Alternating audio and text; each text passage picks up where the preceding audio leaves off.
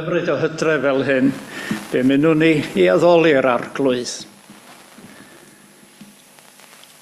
Bendillaf yr arglwydd bob amser, bydd ei foliant yn wastad yn myngenau. Mawrygwch yr arglwydd gyda mi, a dyrchafwn ei enw gyda'n gilydd. Gweddion. Arglwydd yn ein haddoliad, cynorthwya ni ddarostwng ein holl natur i ti. Dwys bigan cydwybod a sancteiddrwydd, porthan meddyliau a thwirionedd, puran dychymig a brydferthwch, agor ein calonau i'th gariad, plyg ein hewyllus i'th bwrpas, a chynorthwya ni drwy'r cyfan, i'th garu a thwasanaethu di, ein Duw a'n gwaredwr.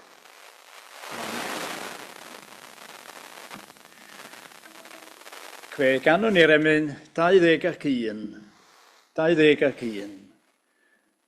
Dyroi ni fendith newydd gyda'n gilydd yn dydy.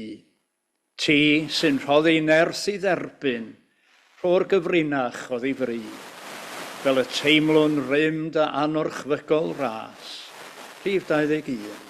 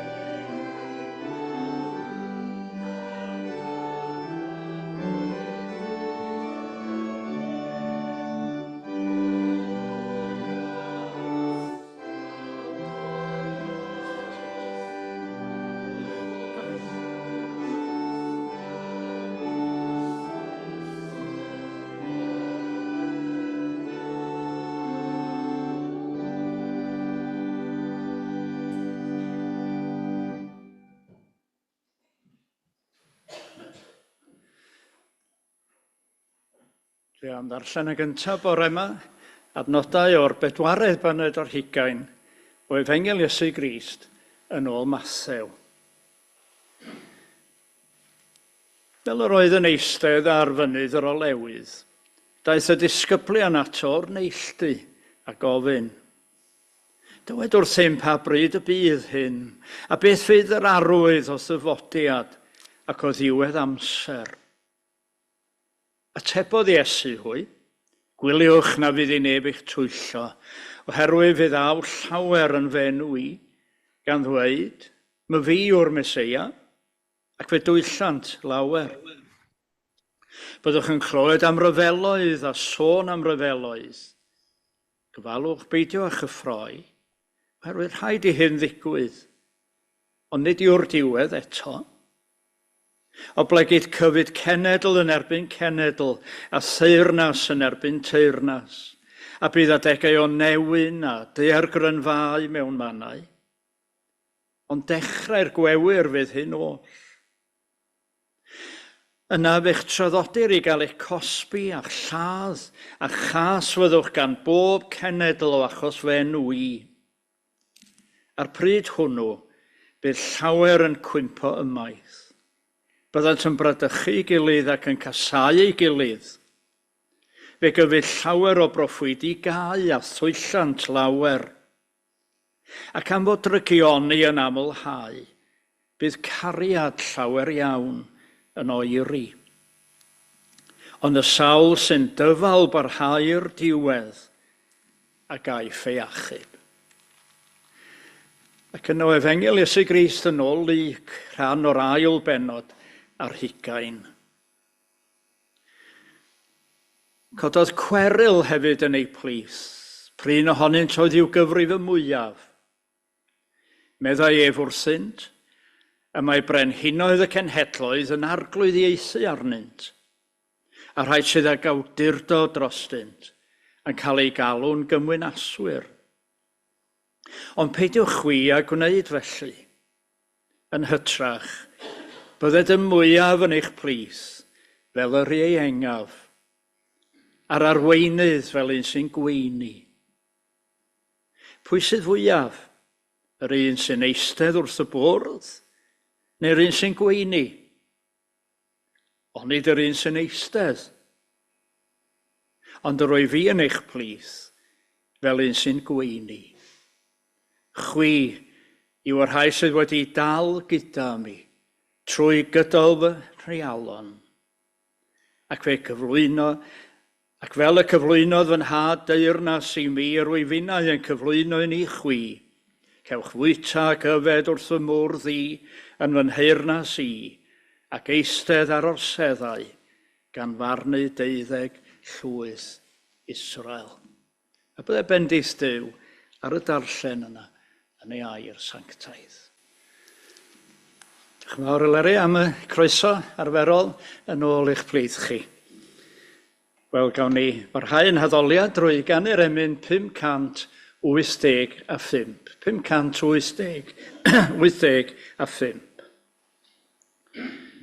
Cyffwrdd yn ymddew pob llafar, rhoi'n moliant newydd flas, rho'r marworyn ar bob gwefus I gyhoeddi maint dy ras. Llifed geiriau cysur drwm, I ddiddanu'r unig trist, gad I ni adleisio'r cariad sydd yn nofn dosturi Crist. 585.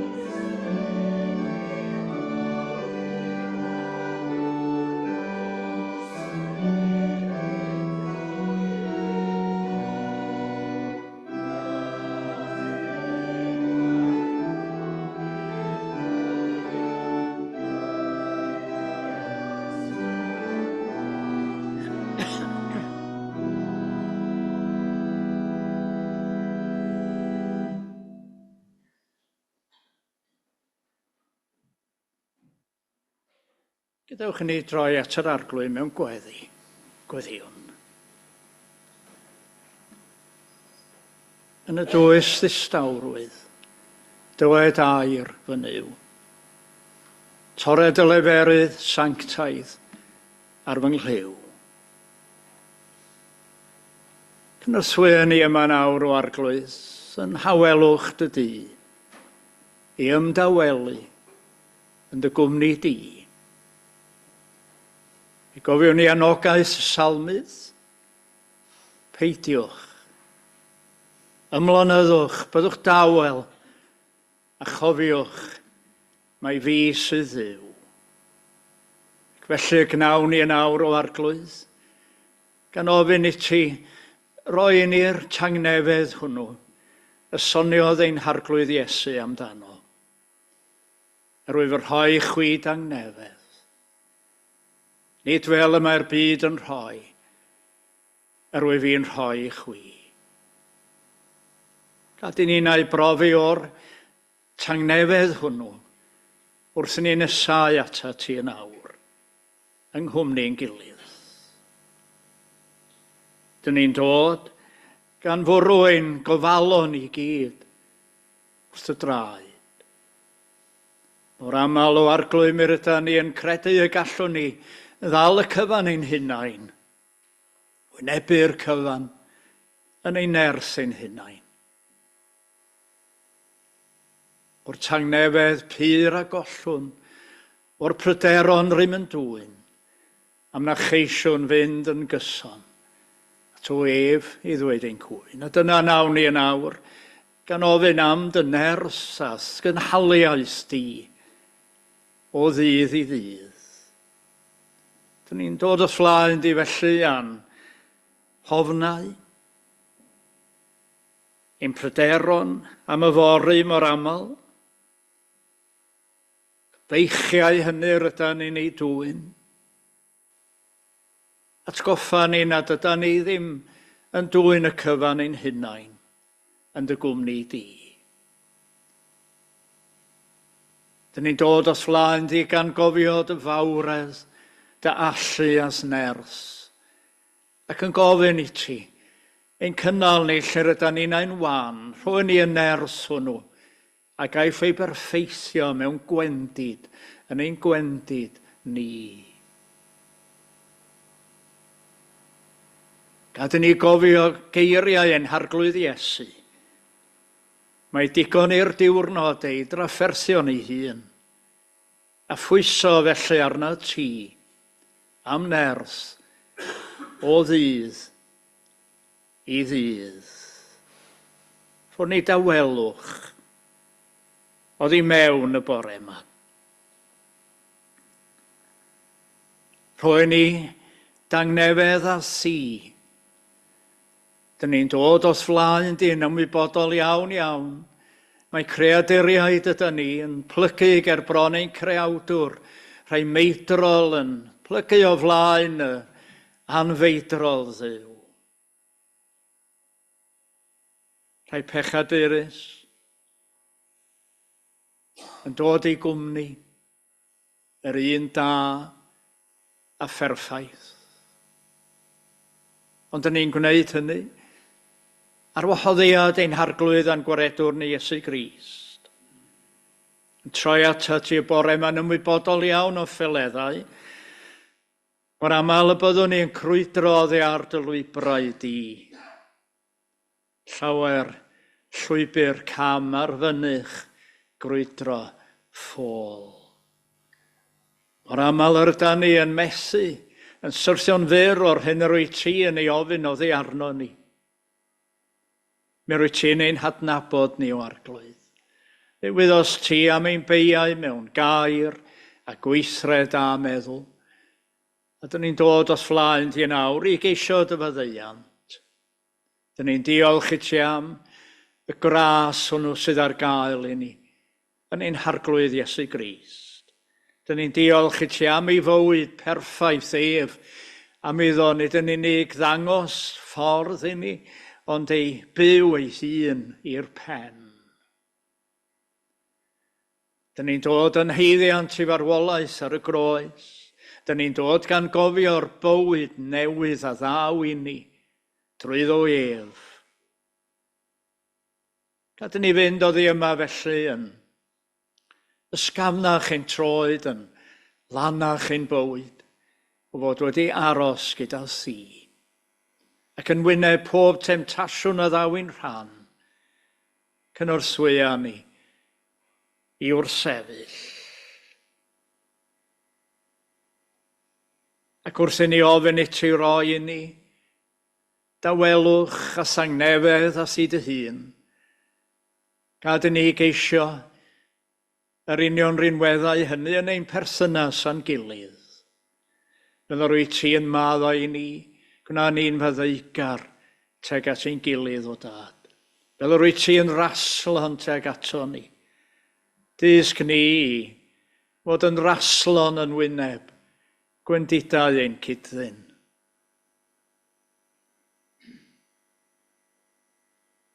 Gad i'n hesiampl ninnau ar ddangos o'r newydd, gariad a gras ein harglwydd Iesu Grist.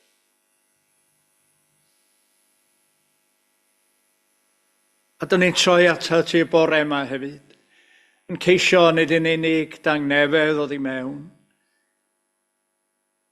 a sangnefedd a si dy hun, ac i'r tangnefedd hwnnw ymledu i'n perthynas a'n cydddyn, ond ar ei ymledu hefyd i'n byd ni heddiw.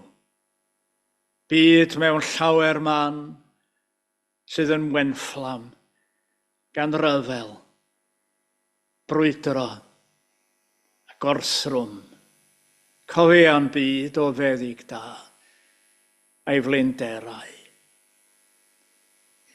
Be rwy ti wedi'n creu ni ar dy lun a thelw dy hun. A rhywsut mi rydyn ni weld ymhell bell o hynny y dyddiau yma. Be welwn ni o'n hamgylch ni gymaint yn dioddef yn ddiniwed. Dyn ni'n cofio am y rhai hynny, wedi dal yng nghanol rhyfel yn y dwyrain canol, yn Wcrain,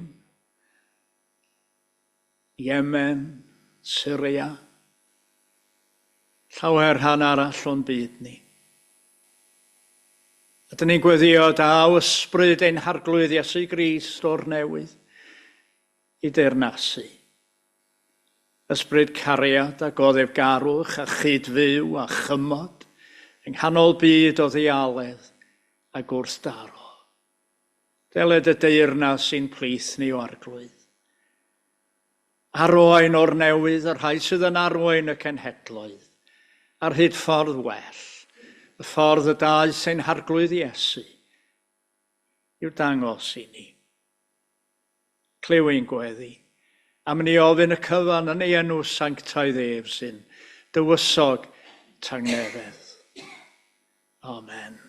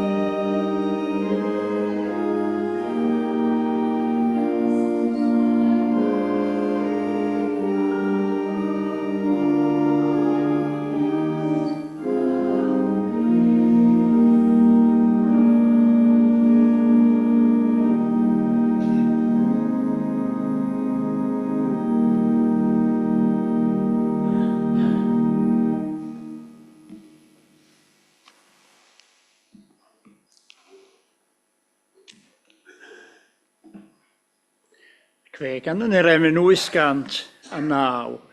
809. Dragwyddol holl calonogi'r, creawdwr nef a llawr, o gwrando ar ein gweddi dair, ar ran ein byd yn awr, ymostwng atom yn dy ras, o gwrando ar ein cri, ac mewn trigaredd ar glwyddi'r, dirion ateb ni. 809.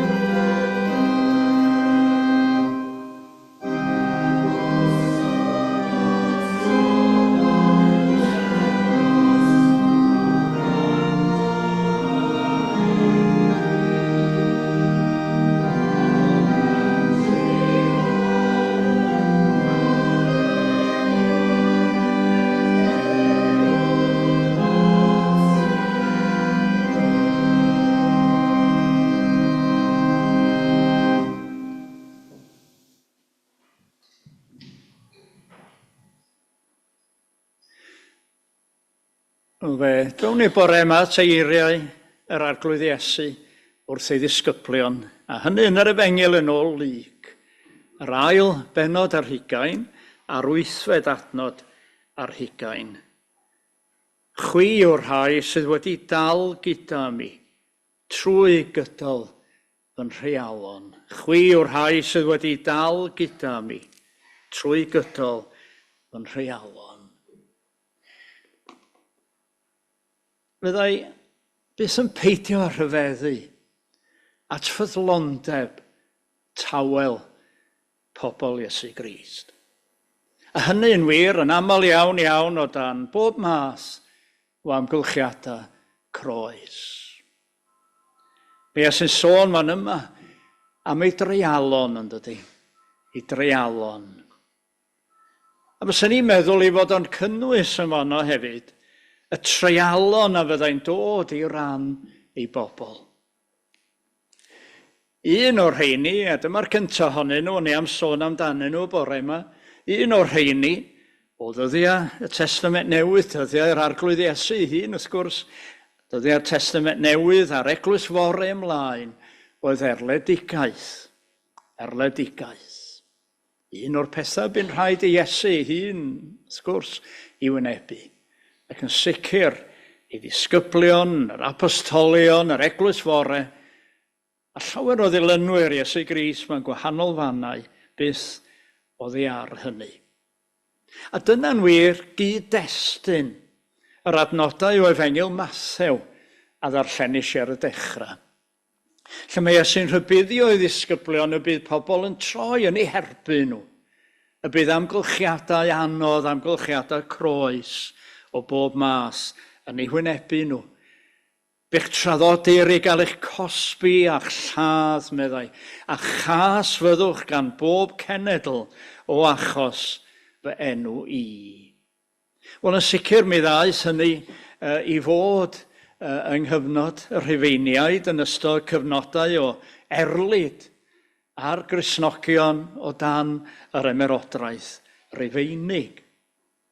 Yn ar ôl dyddiau Iesu Grist, mi fydda'r Cristnogion yn cuddio mewn o gofau, yn cyd gyfarfod yn y dirgel, mannau dan y ddeiar, yn claddu meirw mewn cladd gelloedd, catacombs, dych chi'n siŵr fod wedi gweld nhw, bod yn Rhufain, neu sawl man arall hefyd, y cladd gelloedd lle roedd y Cristnogion yn cael eu claddu yn y dirgel. A phob math o symbolau dirgel yn does i weld ar y myria, croes, pysgodyn, cwch, i nodi y fan. A gweitha'r modd dydy'r ormes a'r erledigaeth ddim ymryn llai heddiw nag di mewn llawer man. Na'r dyfalbarhad chwaith, na ffyddlondeb tawel i ddilynwyr o, yn wyneb y cyntaf o'i dreialon ef ei hun, erledigaeth. Rhai blynyddoedd yn ôl ebyn hyn, mi ges i'r fraint o fynd gydag un arall i gynrychioli'r cyfundeb yng Nghyngor Eglwysi'r Byd.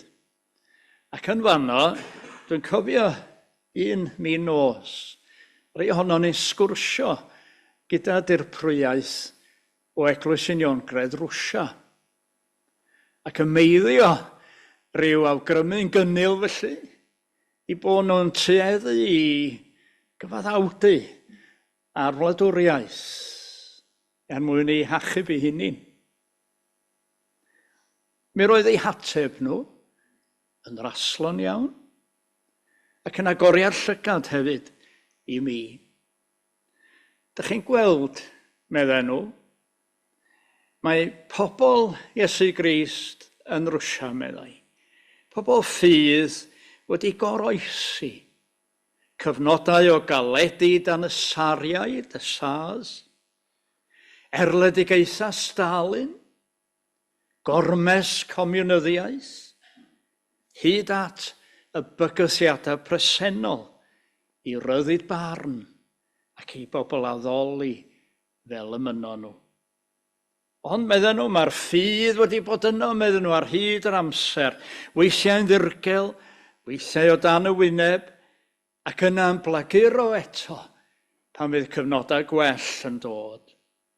Dyna'n hanes ni, medden nhw, dyna'n hanes ni. Dyna sut mae'n heglwys ni wedi para, medden nhw, ar draws y milenia, wedi goroesi y cwbl. Croesi dra wedyn o Rwsia i wledydd y Baltig. A heddiw mae rheini yn crynu yn dydyn, yn ofni bygythiad nid am y tro cyntaf o gyfeiriad Rwsia. Byw y byddan nhw eto o dan ormes, fel y buon nhw wrth gwrs am blynyddoedd lawer iawn iawn. Yn ôl y 1999, a stelys am yna i Tallinn, prifddinas Estonia. A mi ddaru merch ifanc yn tywys ni o amgylch y ddinas. Ddiddorol iawn iawn, wrth gwrs, yn rhoi hanes y lle prydferth yna. A phob hyn a hyn, mi fyddai'n pwyntio trwy adeilad. Chi'n gweld yr adeilad yna, meddai eglwys oedd o stalwm, meddai eglwys. Ac yna mi ddas y comiwnyddion, meddai hi. A throi yr eglwys, chwalu yr aelodaeth, a throi yr adeilad yn rhyw neuadd gyfarfod. Ond heddiw, meddai hi, gyda balchder mawr, heddiw mae'n eglwys eto, meddai. Mae wedi byw trwy hwnna. Fe gwympodd yr hen Rwsian do'r hen USSR yn 1991. 8 mlynedd wedyn oeddwn ni yno, a mi roedd y balchder yn amlwg iawn iawn. Dyn ni wedi byw trwy hwnna, a mae'n eglwys ddiwiog, Eto, rwan medda hi. A mi roedd hi'n gweld yr adeilad yna yn rhyw ddarlun o'r bobl wedi dioddau dan yr Undeb Sofietaidd, wedi gweld hwnna'n cwympo. A'r eglwys dal yno, a'r bobl dal yno. A'i ffydd nhw wedi para yn fyw ar aelwydydd pobl. Mewn sgyrsia tawel gofalus, wrth i rieni fagu i plant. Wel, alla rwy'n fynd i sawl gwlad gweithio'r modd yn galla heddiw ar un yn union fydda'r stori. Ond dwi am sôn am un yn arbennig am munud. Gan fod gynnon ni fel cyfundeb gysylltiad agos iawn ar wlad yma, India. Fe India'n wlad o ddefgar iawn unwaith yn dod. Pob crefydd yn gallu byw mewn cytgord hyfryd a'i gilydd, gwlad felly oedd India. Ond nid felly heddiw mae'r stori'n wahanol iawn heddiw.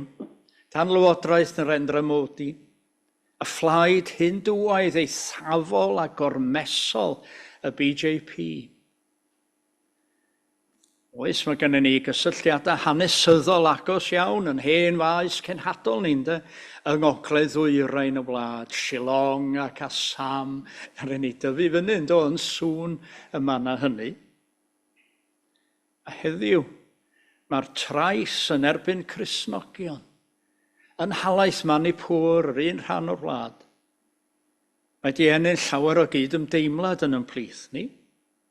A mi gafodd apel i lansio, os ydych chi'n cofio, i gynorthwyo rhai a gafodd ei dadleoli dros y 2 flynedd dwytha. A thrwy hyn i gyd, llawer mwy o fanna, trwy hyn i gyd, mae Cristnogion ar draws y byd wedi dal yn gadarn ac yn ddewr, a'i ffydd wedi cynnal nhw. Ges i'n hyffwrdd i'r byw chydig yn ôl, wrth wrando ar ferch ifanc yn ei harddegau Cristion yn Syria, yng nghanol o'r rhyfel cartra yn 2011, yn anterth y rhyfel yna, be rhaid iddi hi a'i theulu ffoi o'i cartre. A mi dystiodd y ferch ifanc yma, o flaen y camera, na fydda hi na'i theulu doed a ddelo, byth meddai yn troi cefn ar ei ffydd. Yn ddiddorol, yr eglwys Goptig yn Syria ydy'r eglwys hynaf yn y byd. Ac yn fanno mae'r tŷ cwrdd hynaf yn y byd yn dyddio nôl i'r 3 ganrif. Ond nid dyna oedd yn bwysig iddi hi, nid yr hanes oedd mor bwysig iddi hi, nid dyna'i chymhelliad, y ferch ifanc ddewr yma, oedd yn barod i wrthsefyll holl greulondeb ISIS. I ffydd bersonol ei hun oedd yn ei chymelli. A dyna i chi esiampl ryfeddol o ffyddlondeb, tawel, pobl Iesu Grist, yn wyneb gormes, cyntaf o dreialon Iesu, gormes, bygythiad ac erledigaeth.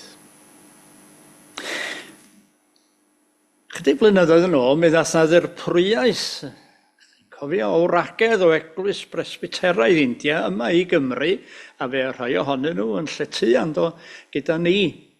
Ac oedd hi'n fraint fawr iawn cael eu cwmni nhw mae'r lluniau yn y festri o hyd ysgwrs.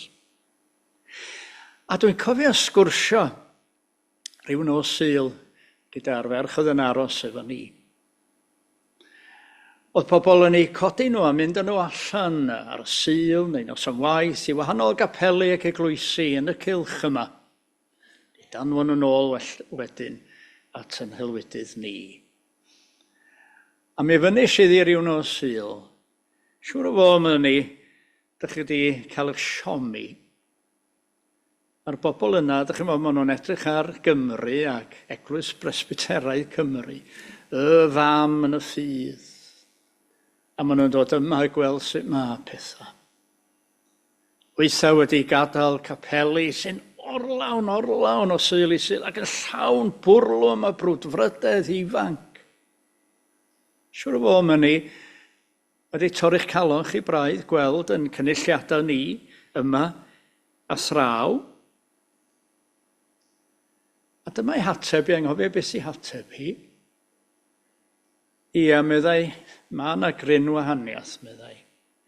Ond mae welson ni hefyd lawer iawn o ffyddlondeb ymysg eich pobl chi. Ffyddlondeb. A mi fydd Duw, meddai, yn gwobrio y fas ffyddlondeb. A dyna'r ail o dreialon Iesu. Chwi o'r rhai sydd wedi dal gyda mi drwy fy nhreialon. Dif a terwch. Dif a terwch. Fe wybu o'i hun am hynny hefyd. Mae o'n rhybuddio ei ddisgyblion. Y pryd hwnnw bydd llawer yn cwympo ymaith ac am fod drygion ni'n amlhau bydd cariad llawer iawn yn oeri. Yr hyn mae o'n brofiad iddo fo, daeth yn brofiad i'w ddilynwyr. Mae'n amlwg i fod o'i hun wedi profi hynny, achos mae Ioan yn deud wrthon ni fel hyn. O'r amser hwn, trodd llawer o'i ddisgyblion yn ei holau a ffeidio mwyach a mynd o gwmpas gyda gef. Nach chi adnodd sy'n deud llawer, peidio a mynd o gwmpas gyda gef. Be amdano ni heddiw? Be amdano ni? Ydyn ni'n barod i nofio'n groes i'r llif?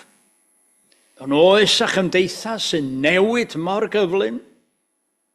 Sut ydyn ni'n goroesi yn wyneb newidiadau mawr? A'n harafwch ni'n hunain yn rhy aml i addasu i ofynion yr oes. Ond mae Iesu bob amser yn canmol ffyddlondeb i bobl. Y sawl, meddai, y sawl sy'n dyfalbarhau'r diwedd ac a'i ffeiachub. Yr ail o dreialon Iesu, difaterwch pobl. Ond mae Iesu'n gofyn am ein ffyddlondeb ni mewn ffordd arall hefyd. Heddiw yn fwy nag erioed, dwi'n meddwl. Mae o'n gofyn i ni fod yn ffyddlon iddo fo'i hun. Jyst i'w achos o. Yn ffyddlon iddo fo'i hun. Na, dydy erledigaeth ddim yn rhan o'n profiad ni, nag di. A dyn ni'n gwybod am ddifaterwch pobl ers blynyddoedd lawer. Ond mae'r trydydd o'i dreialon o rhywbeth, mae'r rhaid i ni fod yn effroedd o, yn barhaus. Y bygythiad i ffordd Iesu. Y bygythiad i egwyddorion teyrnas Iesu Grist. Be ddywedodd un diwynydd yn ddiweddar. Y mod ni wynebu dau fygythiad heddiw i werthoedd Iesu Grist. Materoliaeth a militariaeth. Be ddywedodd y gwir yndo? Dau beth sy'n gwbl groes i egwyddor ac i deyrnas yr arglwydd Iesu. Materoliaeth a militariaeth.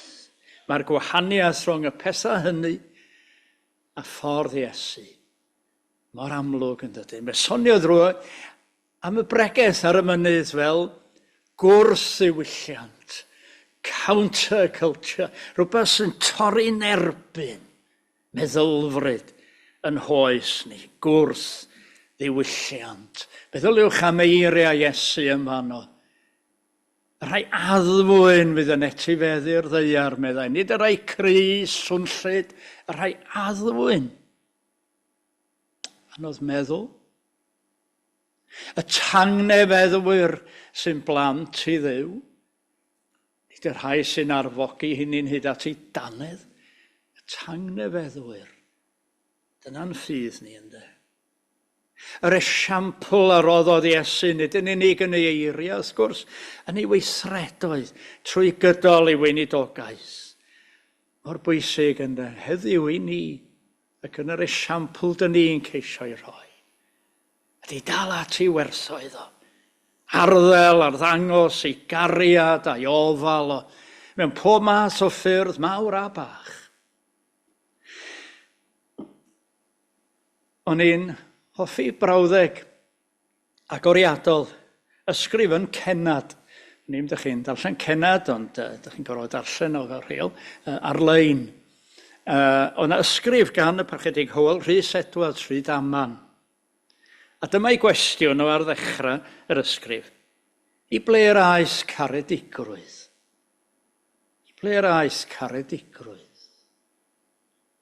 A sôn yr oedd o'n bennaf y sgwrs am y sgwrs gyhoeddus, public discourse.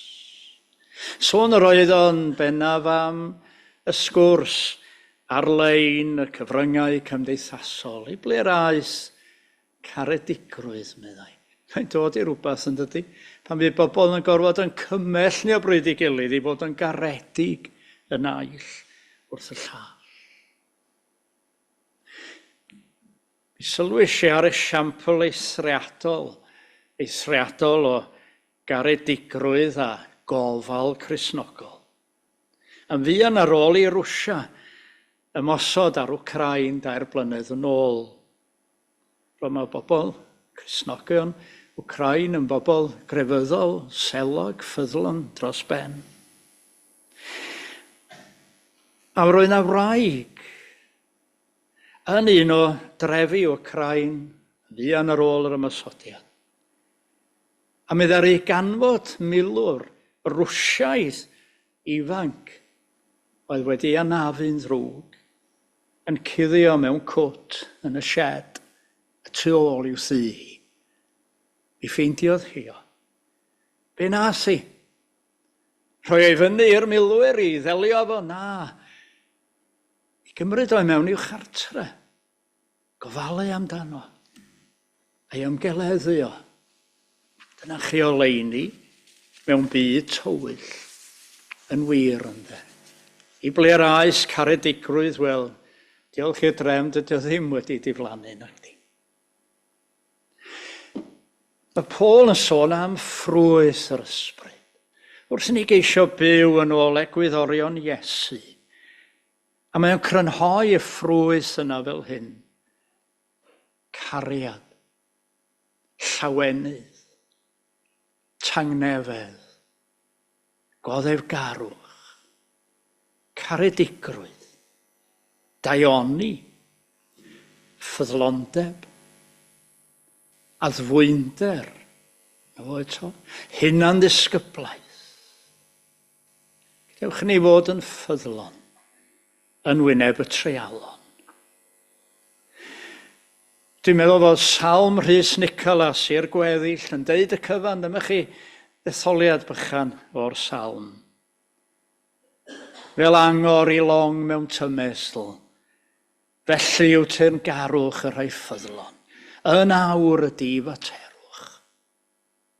Fel myr cadarn yn erbyn ymosodiad, felly yw ei ffyddlondeb hwy, pan fo uchaf sŵn yr herio. Ei ffydd, a geidwr llwybrau'n agored, fel na fydd ofer chwilio, pan gilio'r cysgod. Gadewch ni fod yn ei plith nhw. Chwi yw'r rhai sydd wedi dal gyda mi trwy gydol fy rhealon mwyn ei enw. Amen.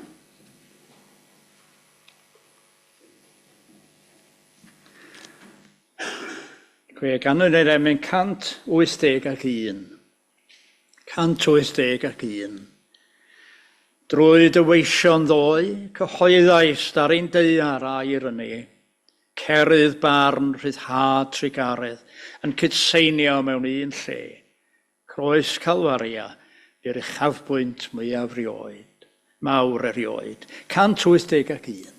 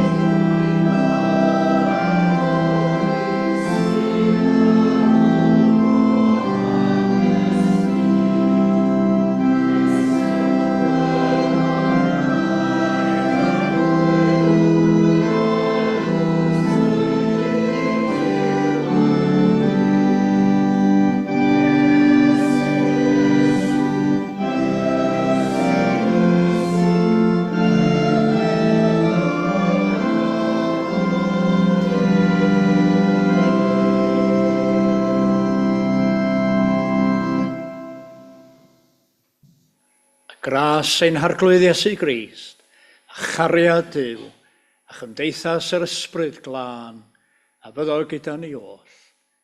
Amen.